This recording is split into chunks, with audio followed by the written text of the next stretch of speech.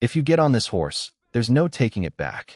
Caleb Mercer's voice carried across the shallow creek, quiet enough that the men on the bank had to stop shouting to hear him. Late afternoon sunlight burned gold across the New Mexico territory, turning the water around Nalin's boots the color of copper. She stood alone in the creek bed, her long black hair loose against her shoulders, one hand pressed to the torn cloth at her side. 6 men had spread along the banks. 2 more waited downstream. They had been driving her toward this place for nearly a mile, and now there was nowhere left to run. Then hoofbeats came from the ridge. Caleb appeared against the sun on a dusty bay horse, a white rancher in a faded shirt and weather-worn hat, his face calm beneath the hard light. He looked at the men first, then at Nalin. She did not call for help.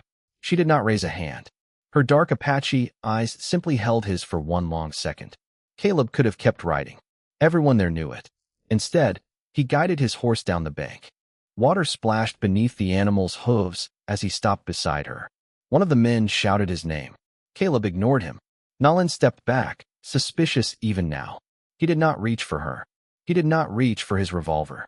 He only turned slightly in the saddle and slapped one weathered hand against the leather behind him. Up. Nalin stared at the offered saddle, then at the men closing in, then back at Caleb. For one breath, neither moved. She grabbed the saddle. Caleb felt her weight settle behind him. Only then did he turn his horse toward the bank and realized that by helping one frightened stranger, he had just made himself an enemy of nearly every man standing between them and home. Caleb did not look back as the bay climbed out of the creek. Nalin's hands never touched him. She held the rear of the saddle instead, keeping a careful distance even while the horse carried them between the silent men. No one fired. That mattered. Caleb kept one hand loose on the reins and rode until Red Willow disappeared behind a fold of sunburned hills. Years later, he would remember the weight of her behind him more clearly than the shouting, the strange certainty that something had shifted before either of them understood what it was. By spring, riders would cross those same hills toward Mercer Ranch, their silhouettes dark against the morning sky. Nalin would be among them, and what she carried back would force Caleb to understand that a man could save a stranger without knowing she might one day save the part of him he had buried deepest. But that morning was still months away.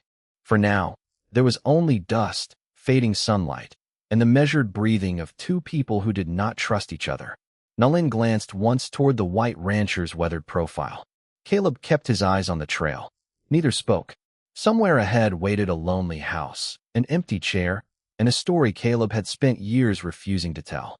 Long before Nalin stood in that creek, before Caleb Mercer slapped the back of his saddle and offered her the only way out, his days had been measured by smaller things. In the spring of 1888, Mercer Ranch sat 12 miles beyond Red Willow, New Mexico territory, where the open country rolled beneath a sky so wide that a man could watch weather coming for half a day. Caleb was 37 then. He owned 80 acres of stubborn ground, a weathered cabin, a barn leaning slightly east, and 19 horses that required more conversation than he usually gave another human being. He rose before sunrise. Always. He lit the stove, boiled coffee in a blackened pot, and stood at the kitchen window while the first pale light touched the hills. There were 2 cups on the shelf beside him. Caleb reached for the same one every morning. The other stayed where it was. After coffee came the horses. He checked hooves, filled troughs, mended tack, then walked the fence line with pliers tucked into his belt. His hands were rough from rope and cedar posts. His shirts were faded clean by years of washing. Nothing on the ranch was beautiful because Caleb wanted it to be beautiful. Things were simply cared for. A loose hinge got tightened. A lame horse got rested. A thirsty animal got water before he did.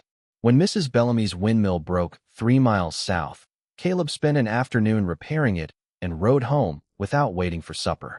When a drifter collapsed beside the Red Willow Road, Caleb gave him water and half the bread in his saddlebag. He never called these things kindness. They were only what needed doing. People in town knew him that way. Quiet Mercer. Dependable Mercer. The widower who could gentle a frightened horse but could barely survive 5 minutes of conversation at the general store. Anna had understood his silences. She had known that when Caleb repaired the porch step she mentioned only once, he was saying something he could not put into words. She had known why he always left the warmer side of the bed for her in winter. She had been dead for years. Her chair remained at the kitchen table. Caleb had tried moving it once. He carried it as far as the doorway before standing there with both hands gripping its wooden back. Then he put it exactly where it had been. After that, he stopped trying. There was another memory he could not move either. The winter Anna died. A storm had swallowed the road between the ranch and Red Willow. She had been feverish for 2 days before Caleb finally rode for the doctor. He had waited because the sky looked dangerous, because he believed the fever might break, because he told himself morning would be safer. By the time he returned, the cabin was silent. The doctor never blamed him. No one did. Caleb did enough of that for everyone. From then on, hesitation became something he distrusted in himself. If a fence was broken, he fixed it. If an animal suffered, he acted. If somebody needed help, he did not wait for a better hour. It was not courage. Caleb would never have called it that. It was simply the rule he had built from the worst night of his life. A person in trouble should never have to prove they deserved saving before you reached for them. On the afternoon he rode toward Red Willow, the rule was nowhere in his thoughts. He needed lamp oil, coffee, horseshoe nails, and salt. Ordinary things. The sun had been warm, and cottonwood leaves stirred silver green along the creek. He expected to be home before dark. Instead, on his return, voices carried over the ridge. Angry voices. Caleb slowed his horse. Below him, several men were moving along the creek bank. And between them, standing ankle-deep in the copper-colored water, was a lone Apache woman with blood darkening the cloth at her side. Caleb sat motionless for one breath. For years earlier, he had waited. This time, he turned his horse downhill. Before the creek, before Caleb knew her name, Nalin had already been traveling for 3 days. She was 29, born among Apache country where dry mountains rose above long valleys of mesquite, juniper, and stone. She had learned young that the land spoke quietly. A bent stem could tell who had passed. Birds lifting suddenly from brush could warn of movement beyond sight. Clouds gathering over distant ridges could mean water, cold, or death, depending on the season. Her mother had taught her plants. Her uncle had taught her horses. Loss had taught her everything else. Nalin carried those lessons without speaking of them. She was not someone who asked easily for help. She watched first, listened longer, trusted slowly. That morning she had left before sunrise with a small leather medicine pouch tied beneath her blanket roll. Inside were dried herbs, clean cloth, and roots gathered weeks earlier in the high country. They were meant for a feverish child waiting with relatives farther north. The boy was only 7. Nalin had watched his mother sit beside him through the night, dipping cloth into cool water while his breathing grew thin. By dawn, Nalin had saddled her mare. She promised nothing. Promises did not lower fevers. She simply went. The shortest route brought her dangerously close to Red Willow. She knew that. Tension had been growing around the town since livestock disappeared from 2 ranches. No one had proved who took the cattle, but proof was often the first thing anger learned to live without. Nalin intended to pass west of the settlement and keep moving. Near midday, however, her mare stumbled on loose stone and came up lame. Nalin dismounted immediately. She ran both hands down the animal's foreleg, found heat near the fetlock, and stood in silence. She could have forced the mare onward. She did not. She loosened the saddle, led her beneath a cottonwood, and gave her water. Then Nalin continued on foot, carrying the medicine pouch against her side. By afternoon, dust coated the hem of her dress and sweat darkened the hair at her temples. She heard riders before she saw them. 3 men at first. Then others joined from the road. Their questions came sharp and fast. Where was she going? What was she carrying? Had she seen stolen cattle?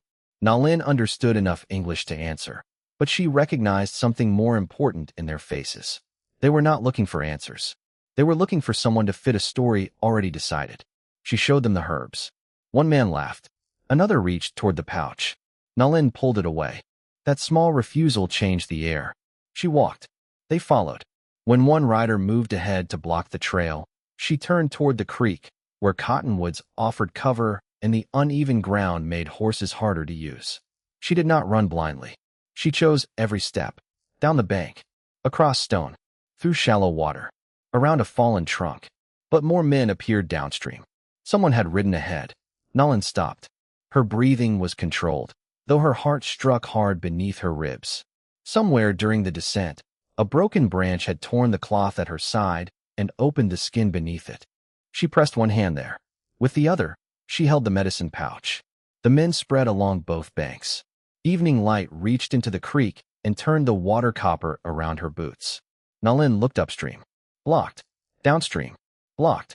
She measured the steep bank behind her and knew she could climb it, but not before someone reached her. Still, she did not beg. Her chin remained level. Her shoulders stayed straight. Then a sound came from beyond the shouting. Hoofbeats. Slow at first. One horse. Nalin lifted her eyes toward the ridge. A rider had stopped against the sinking sun. White man. Weathered hat. Dusty bay horse. He could see what was happening.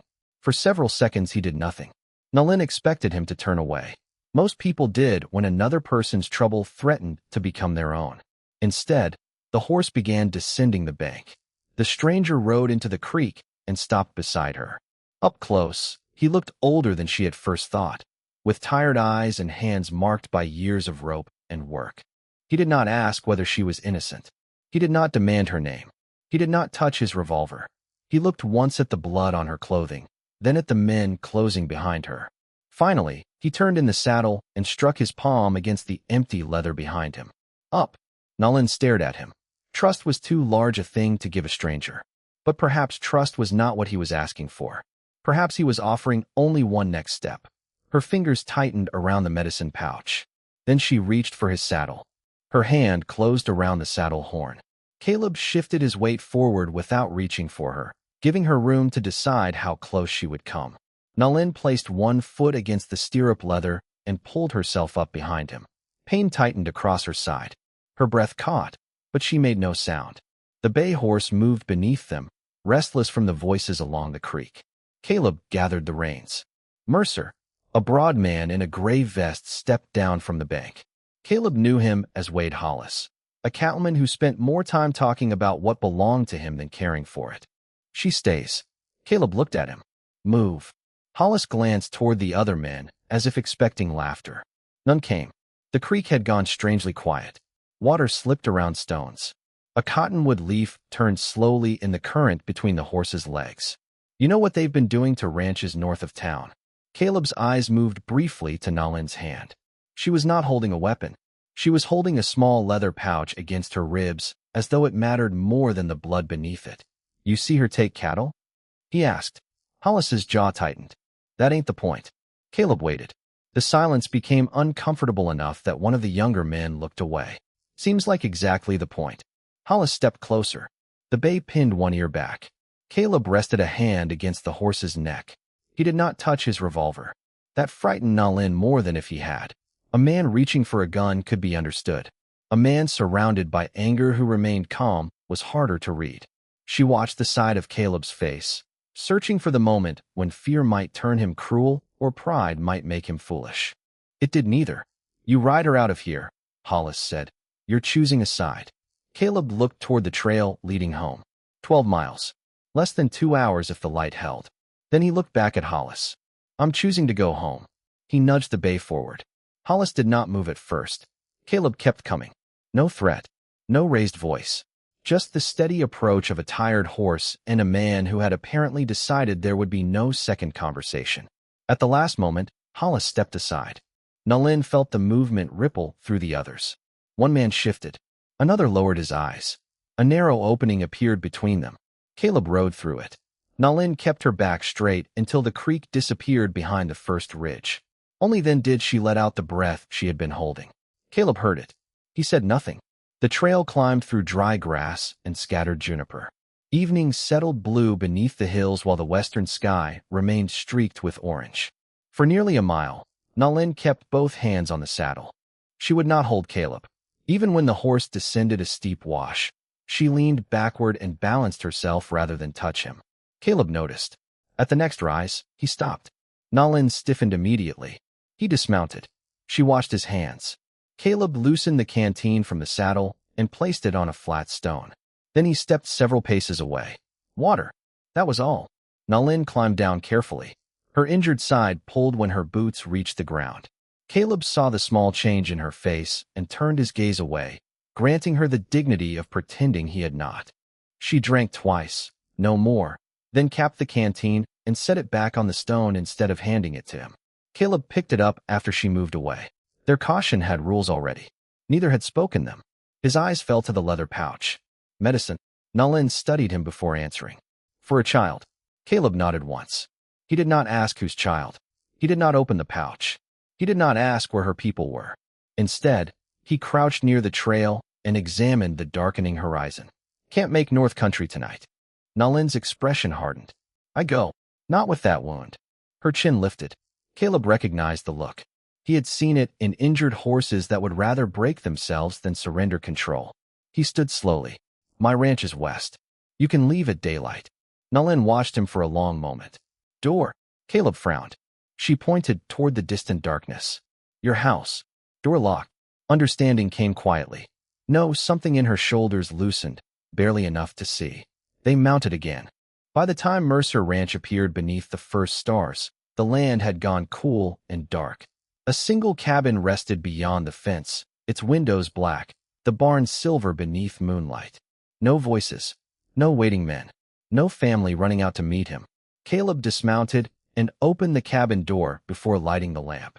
He stepped aside so Nalin could see inside before entering. A table. A stove. 2 chairs. 2 cups on a shelf. 1 bed against the far wall. Caleb placed the lamp on the table, then took a blanket from a chest and carried it toward the door. Nalin watched him. Where? She asked. Caleb nodded toward the barn. Hay's dry. He left food, water, clean cloth, and the lamp within her reach. Then he walked outside. Nalin stood alone in the warm circle of light. Her gaze traveled across the small room until it stopped on the second chair at the table. A woman's shawl, faded with age, still hung carefully over its back. For the first time since the creek, Nalin looked toward the open doorway not with fear, but with a question she could not yet ask. The cabin remained quiet after Caleb crossed the yard. Nalin listened until his boots reached the barn, then heard the wooden door groan shut behind him. Only then did she move. She checked the cabin first. 1 window beside the table, another above the washstand. No second door. No hidden room. The front door remained open exactly as Caleb had left it. Cool night air slipped through, carrying the smell of dust, horses, and dry grass. Nalin set her medicine pouch on the table and examined the tear at her side. The cut was shallow but long. She washed it with water from the basin, cleaned away the dried blood, then opened her pouch. The herbs inside were still dry. That mattered more.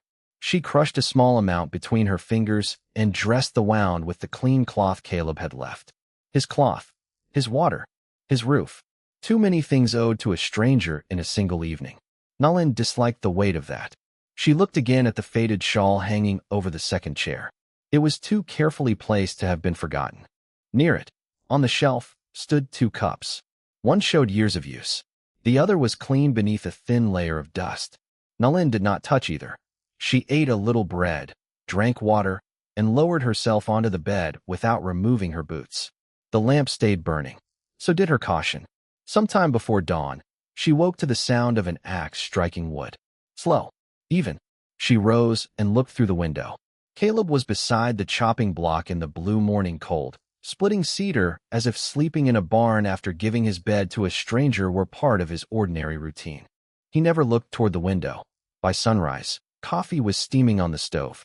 Caleb had entered only after knocking against his own doorframe. He placed a tin plate of eggs and bread on the table and stepped away. Nalin stood near the window, fully dressed, her medicine pouch tied at her waist. I leave. Caleb poured coffee. Figured. She waited for him to argue. He did not. That unsettled her more than persuasion would have.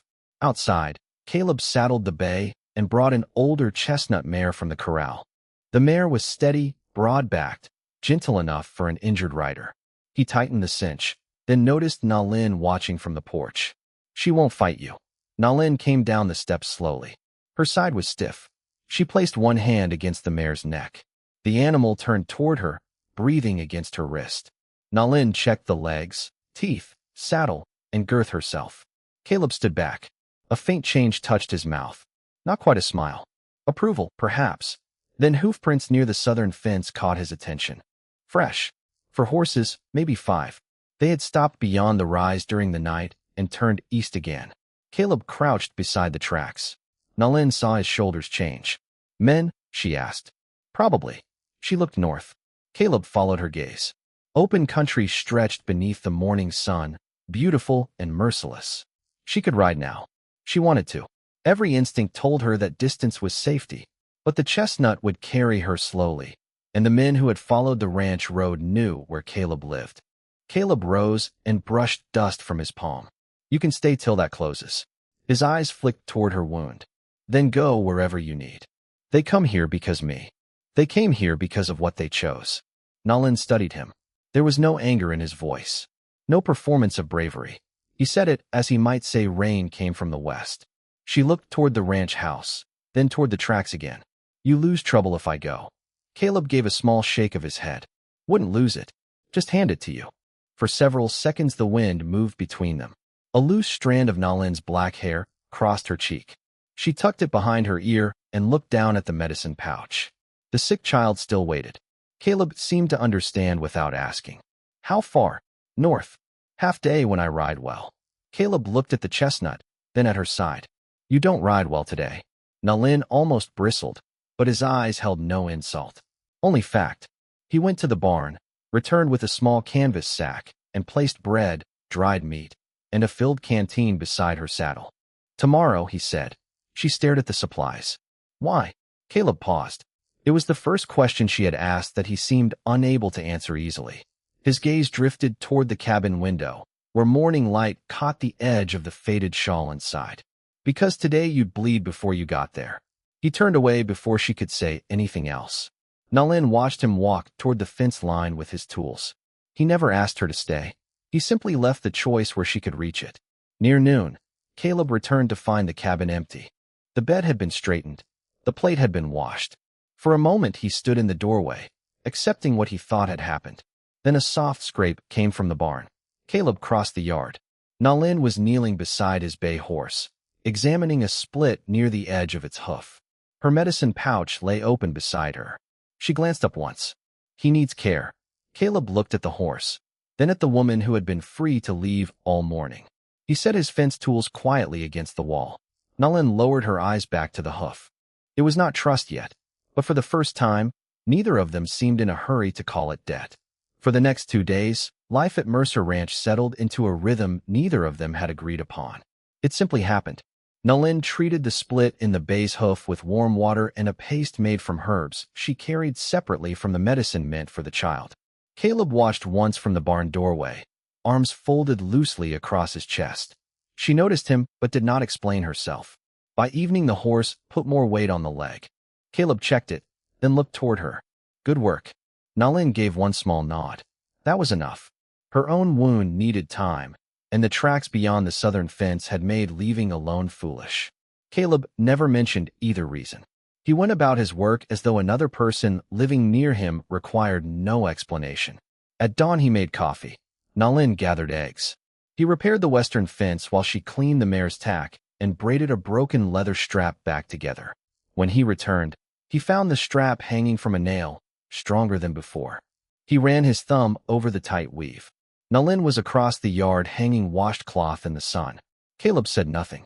He used the strap the next morning. She saw him do it. That was their conversation. On the third day, clouds gathered over the western hills, dark enough to promise rain, but too thin to keep it. The wind carried the smell of sage through the open cabin windows. Nalin's side had begun to close. She could move without guarding it now. Caleb noticed because she stopped using the table when she stood. He noticed many things and asked about almost none of them. She learned the same habit. She learned that he touched the brim of his hat whenever he passed the small grave beyond the cottonwoods. She learned that he fed the oldest horse first. She learned that every evening he brought 2 pieces of firewood inside, even when one would have been enough. And she learned that he still set 2 cups on the table without thinking. The first time, he caught himself. His hand stopped over the second cup. He stared at it for half a breath, then returned it to the shelf. Nalin lowered her eyes to the bread she was cutting. She did not ask. The following morning Caleb came in after feeding the horses and found 2 cups on the table. Coffee steamed from both. Nalin sat near the window repairing the edge of her dress. She did not look up. Caleb stood just inside the doorway. His eyes moved from her to the cup. That mine. Nalin asked without lifting her head. Caleb looked at the cup closest to him. Hope so. A faint curve touched her mouth. It disappeared before he could be certain it had been there. He sat. They drank in silence while sunlight crossed the floorboards. Later that day, Caleb saddled the chestnut. Nalin came from the cabin carrying the medicine pouch. Child, she said. Caleb nodded. He had been expecting it. Her wound was better. The mare was rested. The men had not returned. There was no reason left for him to ask her to remain, and he would not invent one. He tightened the saddle strap and handed her the reins. North Trail stays clear past the ridge. Nalin took them. She looked toward the open country, then back at him. You know place? Close enough. Caleb brought out the bay. Nalin's eyes narrowed. I ride alone. I know. He checked the bay's hoof. I'm going north. It was a poor lie. They both knew it. Nalin watched him for several seconds. Caleb kept working on the cinch. Finally she mounted. He did the same. They rode north without discussing it again. The country opened into red stone and pale grass. After the rainless clouds of the previous day, the air had cleared, and distant mountains stood sharp against the blue. They rode mostly apart, sometimes 20 feet between their horses, sometimes more. Caleb did not lead unless the trail divided. Nalin noticed that too. Near midday, she found tracks crossing a sandy wash. She dismounted before Caleb saw them. Kneeling, she touched 2 fingers to the edge of a print. 3 riders. Yesterday. Caleb studied the marks. Town. Maybe. She rose. Not following us. Caleb accepted her judgment. They continued. By late afternoon, they reached a small camp sheltered among cottonwoods near a narrow stream. A woman came running before Nalin had fully dismounted. Relief changed her face when she saw the medicine pouch. Caleb remained with the horses. He did not enter the shelter. Through an opening in the trees, he saw Nalin kneel beside a boy wrapped in blankets. Her movements became gentle and exact. She touched his forehead, listened to his breathing, mixed herbs with heated water, then showed the boy's mother what to do. The woman's hands trembled. Nalin covered them briefly with her own. Caleb looked away. He understood then that the pouch she had protected in the creek had never been about herself. She had risked being caught rather than abandon what the child needed. An hour passed. The sun lowered. Finally Nalin came back through the trees. Fatigue showed in her face, but something else had softened there. Fever may break tonight. Caleb nodded. Good. She looked at him as if waiting for another question. None came. They camped away from the family to give them space. Caleb built a small fire. Nalin sat across from him, knees drawn slightly toward the warmth. Crickets sounded along the stream. Somewhere beyond the trees, a horse shook its mane. Caleb handed her a tin plate. She accepted it. You always do this? She asked. Cook badly. Help. Caleb stared into the fire. When I can. Why? He turned a stick between his fingers. Sparks lifted into the dark. Seems worse not to. Nalin considered that answer. Most men need reason. Probably got one. You do not say it. Caleb's hand stopped. For a moment she thought she had pushed too far. Then he placed the stick beside the fire. Some reasons don't improve with telling. Nalin did not apologize. She simply nodded. The silence afterward was different from the silences they had shared before. Less guarded. More careful. On the ride home to the next morning, Nalin spotted a section of fence down near the northern edge of Caleb's property.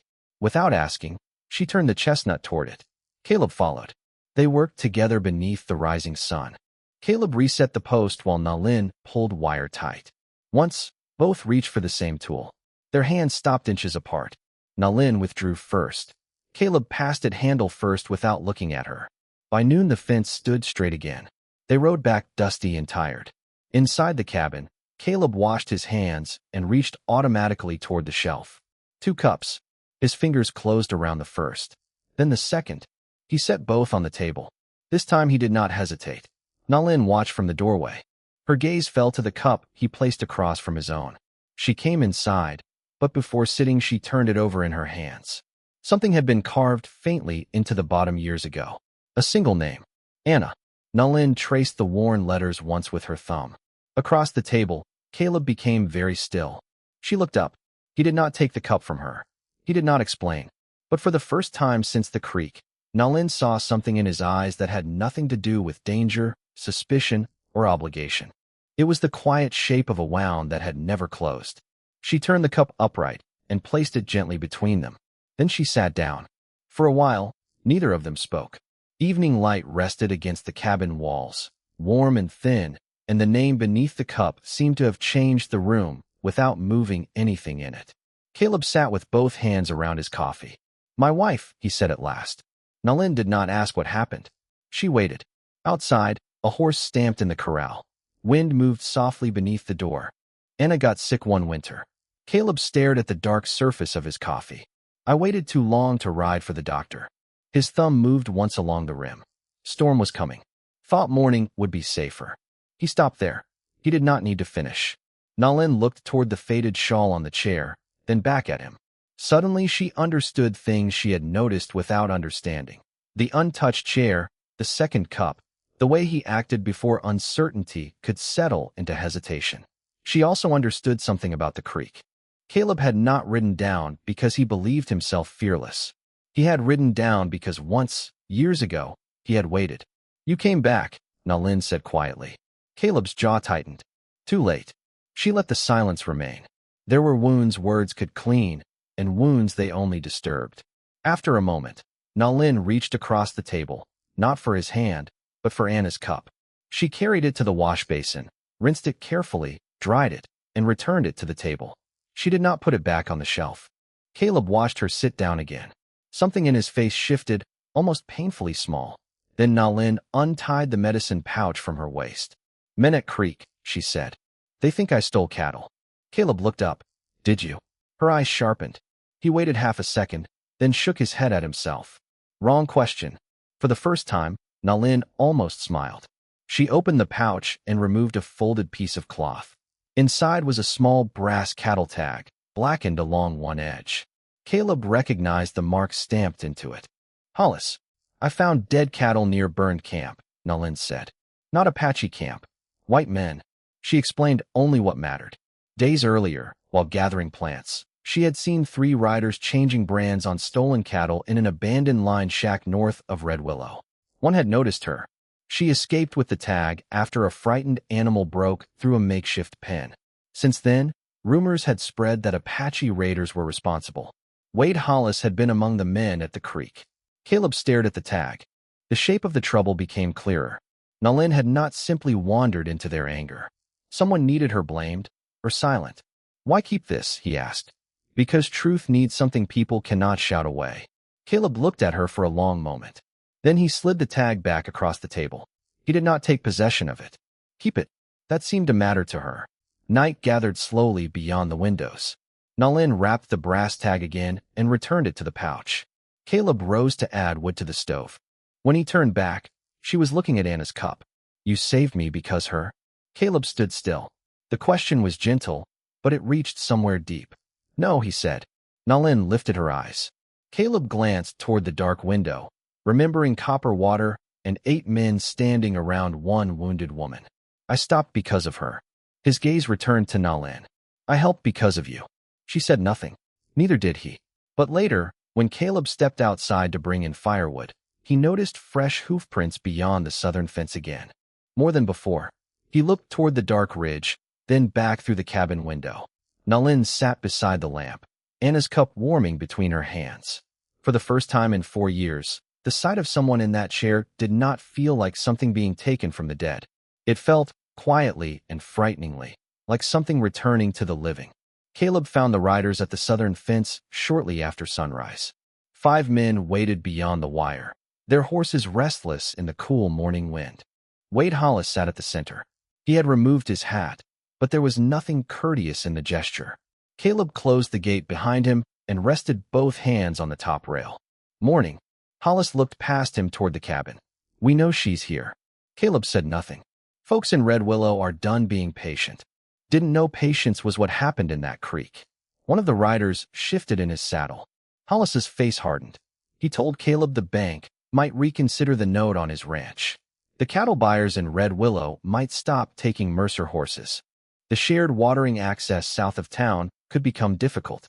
None of it sounded like a threat when spoken separately. Together, it was a rope being tightened. Caleb listened until Hollis finished. "You done?" Hollis leaned forward. "She ain't worth losing everything." Caleb's eyes moved to the ranch behind him. The barn he had rebuilt after a windstorm, the fence posts sunk by his own hands, the cabin where Anna's shawl still hung over a chair. Everything he owned stood within sight. That your decision? Caleb asked. What? What another person's worth? Hollis stared at him. Caleb opened the gate. Not toward the ranch. Toward the road. Ride home, Wade. The men left slowly, carrying dust behind them. Caleb remained beside the fence until the last rider disappeared. When he turned, Nalin stood near the cabin. She had heard enough. Neither mentioned it through the day. Caleb repaired a corral latch. Nalin gathered the dried clothes from the line. At supper she ate little. After dark, Caleb went to the barn as usual. Nalin waited until his lamp disappeared. Then she packed. The medicine pouch went first. Bread. Water. The folded cloth containing Hollis's brass tag. She left Anna's cup washed beside Caleb's. Before opening the cabin door, she looked once around the room. It surprised her how quickly ordinary things had become familiar. The uneven floorboard near the stove, the smell of coffee in the wood, Caleb's coat on its peg. She stepped outside. Moonlight lay pale across the yard. At the barn, the chestnut stood saddled. Nalin stopped. Caleb emerged from the shadows, leading the bay. His bedroll was tied behind the saddle. You knew? Figured. I go alone. Figured that too. She looked at his packed horse. Then why? Caleb tightened the bay's cinch. Because Hollis knows you have something now. He won't stop at the creek. Your ranch. Still be here. Maybe not. Caleb's hands paused. Nalin stepped closer. Bank. Water. Horses. They take these because me. No, he looked at her. They take them because I won't hand you over. Same thing. Not to me. Wind moved through the cottonwoods. Nalin looked toward the cabin. Toward the 80 acres a quiet man had spent years holding together after losing the person who once shared them. She understood what he was offering now. Not shelter for a night. Not food. Not a horse. He was placing the life he had left between her and men who wanted her frightened enough to disappear. Caleb mounted. I'll take you north. Nalin did not move. And then I come back. To what? Caleb looked across his dark fields. Whatever's left. The words were simple. That made them harder to hear. Nalin lowered her gaze. Her fingers closed around the reins, but she did not mount. For several breaths, she stood beside the chestnut, while Caleb waited without pressing her. Then she began loosening the saddle. Caleb frowned. What are you doing? Nalin lifted the saddle from the mare and set it over the fence. Not running. Nalin, she looked at him. There was no fear in her face now. Only decision. You stood beside me when truth cost you something. She touched the medicine pouch at her waist. Now I stand beside you. Caleb remained on the bay, motionless. No one had said anything like that to him in years. Nalin walked toward the cabin, then stopped and looked back. Morning, she said. We ride to Red Willow. Caleb watched her disappear through the open door. A moment later, warm lamplight filled the window. He looked down at his packed bedroll, then slowly dismounted. For the first time since Anna died, Caleb understood that protecting someone did not always mean standing in front of them. Sometimes it meant trusting them enough to let them stand beside you. Morning came clear and cold over Mercer Ranch. Caleb was already saddling the bay when Nalin stepped from the cabin. She had tied her black hair back and fastened the medicine pouch securely at her waist. The brass tag remained inside, wrapped in cloth. Caleb looked at her once, then at the chestnut. He had saddled that horse too. Neither mentioned the choice she had made the night before. Some decisions became smaller when spoken aloud. They rode east as sunlight spread across the dry grass. Red Willow appeared before noon, a cluster of roofs beneath cottonwoods, smoke lifting straight from chimneys in the windless air. The town seemed ordinary from a distance. That was the strange thing about places where fear had taken hold. Doors still opened. Horses still stood at hitching rails. Someone still swept a porch. Yet when Caleb and Nalin entered the main street side by side, conversations stopped one after another. A hammer fell silent at the blacksmith shop. A woman gathering laundry from a line pulled her child closer. Caleb felt Nalin's horse slow. He did not move ahead of her. Instead, he shortened his reins until the bay matched the chestnut's pace. Together, Wade Hollis stood outside the general store with 3 men from the creek. His expression changed when he saw them. He had expected Nalin to disappear. Perhaps he had expected Caleb to hide her until pressure drove one of them away. He had not expected them to ride openly into town. Mercer. Caleb dismounted. Nalin did the same. We need Sheriff Bell. Hollis stepped from the porch. You had your chance to stay out of this. Caleb tied the bay to the rail. So did you. The sheriff emerged before Hollis could answer. Thomas Bell was gray-haired, heavy around the middle, and old enough to know that the loudest man was rarely the one worth listening to first. His gaze settled on Nalin, then Caleb, then the gathering crowd. Inside, he said. Nalin shook her head. Here. Caleb looked at her. She kept her eyes on the sheriff. If the truth was going to be heard, she would not have it hidden behind a closed door. Bell seemed to understand. He stepped onto the porch. Nalin opened her medicine pouch. Several men stiffened as her hand disappeared inside. She noticed. Slowly, deliberately, she removed the folded cloth and opened it on the hitching rail. The brass cattle tag caught the noon light. Hollis went still. Caleb saw it. So did Sheriff Bell. Where'd you get that? Bell asked. Nalin told him. No long speech. No anger. An abandoned line shack north of town. Cattle pen there. Brands being changed. 3 riders. Fire. 1 animal breaking loose. A brass tag in the dirt. A man seeing her before she escaped. Bell picked up the tag. The Hollis mark was unmistakable. Wade laughed once, too quickly. She could have stolen that anywhere. Could have, Bell said. Nalin's face did not change. There is more. She described the shack, the narrow wash behind it, the burned cottonwood beside the corral, and the place where hides had been buried beneath loose earth. Details no stranger inventing a story would likely know. Hollis stepped closer. You taking her word over mine? Bell looked tired. I'm taking a look north. There's nothing there. The answer came too fast. Silence moved through the crowd. Caleb watched Hollis realize it. Then another voice came from near the blacksmith shop. There was yesterday. A young man stood beside a wagon wheel, cap held between both hands. Caleb recognized him from the creek. Eli Turner. 20, perhaps 21. He had been one of the men who looked away when Caleb rode through. Hollis turned toward him. Keep your mouth shut. Eli's face drained of color, but he did not retreat. I hauled salt out there 3 weeks ago. His hands tightened around the cap. Wade paid me. Said it was for winter stock. Hollis took a step toward him. Caleb moved once, placing himself between them. He did not draw his gun. He did not even raise his hands. He simply stood there. Hollis stopped. Eli swallowed. Saw brands cut. Saw hides burned. Didn't say anything. His eyes moved toward Nalin. Then Wade said raiders took the cattle. The town seemed to hold its breath. Sheriff Bell handed the brass tag to his deputy. Ride north. Take 2 men. Hollis's face had changed now. The certainty was gone. What remained was anger stripped of an audience willing to carry it for him. This is her doing, he said, pointing at Nalin. Nalin did not move. Caleb felt every old instinct in him tighten. The desire to step forward, to put his body between danger and the person beside him. Then he remembered the night before. Sometimes protecting someone meant letting them stand. Nalin stepped past him. Not far. Just enough that Hollis had to look directly at her. You chose me because you thought no one would listen. Her voice was calm. They are listening now. Nothing more. She stepped back beside Caleb. By late afternoon, the deputy returned with dirt on his clothes and 2 burned hides tied behind his saddle. Sheriff Bell took Hollis into custody without a shot being fired. The crowd that had once driven Nalin into the creek separated quietly as she walked toward her horse. No one apologized. Not yet. Shame often needed more time than anger. Caleb followed. At the hitching rail, Nalin stopped. Your ranch, she said. He knew what she meant. Hollis's threats had not vanished simply because he was behind a door. Contracts could still be lost. Neighbors could still turn away. Caleb looked down the street. The owner of the feed store stood on his porch. After a moment, the man removed his hat and gave Caleb a small nod.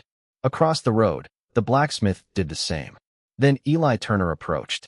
He could barely meet Nalin's eyes. I should have said something at the creek. Nalin studied him. You said it today. Eli looked at her, surprised by the absence of punishment in her voice. Then he nodded and walked away. Caleb and Nalin mounted. They rode out of red willow beneath a sky turning pale gold. For several miles neither spoke. The tension that had carried them toward town slowly left their shoulders. At the ridge above the creek, Nalin stopped. Below them lay the place where they had first faced each other, copper water moving through the same stones. Caleb stopped beside her. You could have gone north last night, he said. Yes. Why didn't you? Nalin looked down at the creek, then at him. You gave me a choice when other men tried to take mine. Her fingers rested loosely on the reins. I wanted you to have one too. Caleb lowered his eyes. He had spent 4 years believing the only honorable way to care for someone was to carry the cost alone. Nalin had quietly refused to let him. When he looked up again, she was watching the western horizon. I should go soon, she said. The words were expected. Still, something in him became very quiet. Her family was north. Her people did not know where she was. The child had received his medicine. The danger had passed. She had reasons to leave, and Caleb had promised from the beginning that the door would remain open. I know. They rode home as evening settled over the land. At the cabin, Caleb made coffee. Without thinking, he took down 2 cups. Nalin noticed. This time neither looked at the name beneath hers. They sat across from each other while the last sunlight faded from the window. Tomorrow, perhaps the day after, she would ride north. Caleb would not ask her to stay. Nalin knew that. And somehow, that was what made leaving harder. The next morning, Nalin left before the sun cleared the eastern hills. Caleb saddled the chestnut for her and tied bread, dried meat, and a full canteen behind the seat. He checked the cinch twice. Nalin noticed, but said nothing. At the gate, she turned the mare north. Caleb stood with one hand resting on the fence post. There were things he might have said. None of them belonged between them yet. Good horse, he said instead. Nalin looked down at the chestnut. Stubborn. That too. The smallest smile touched her face. Then it was gone. She looked toward the cabin, where 2 cups remained on the table beside the cold stove. Caleb. It was the first time she had spoken his name without necessity. He lifted his eyes. Nalin seemed about to say something more. Instead, she nodded once and rode away. Caleb watched until horse and rider disappeared beyond the northern ridge. Then Mercer Ranch became quiet again. At first, he told himself nothing had changed. He repaired the eastern fence, hauled water, worked 3 young horses, rode into Red Willow for coffee and nails. The feed store owner still sold to him. The bank did not call his note. Wade Hollis remained in custody while the territorial authorities investigated the stolen cattle. Life continued. Yet every morning Caleb reached for 2 cups. Every morning his hand stopped over the second. He never put Anna's cup back into the dust. It remained clean on the shelf. Weeks passed. Summer settled over New Mexico in long golden afternoons. Then, one morning, Caleb was repairing a corral rail when the horses lifted their heads together. He heard it a moment later. Hoofbeats. Not one horse. Many. Caleb stepped from the corral and looked north. Riders appeared along the ridge, dark shapes against the bright morning sky. 20, perhaps more. His hand went still against the rail. They descended without hurry. Apache riders. At their front rode Nalin. Caleb did not move. She wore her hair loose again, and sunlight caught the edge of her face as the chestnut carried her toward the ranch. Behind her rode men and women, an older man with silver threaded through his hair, and near the center, a woman riding beside a boy Caleb recognized from the Cottonwood camp. The child sat straight now. No fever. No blankets. Alive. Nalin stopped several yards from Caleb. For a moment, neither spoke. The weeks between them seemed to gather in the dusty space separating their horses.